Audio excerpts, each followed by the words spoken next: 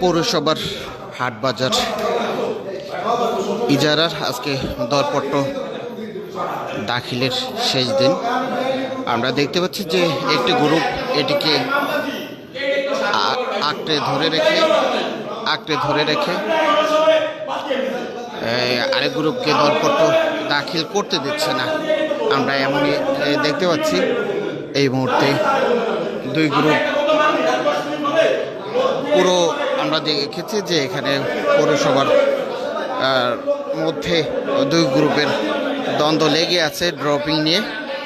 হয়তো যে কোনো মুহূর্তেই শুরু হতে পারে ভয়াবহ সংঘর্ষ।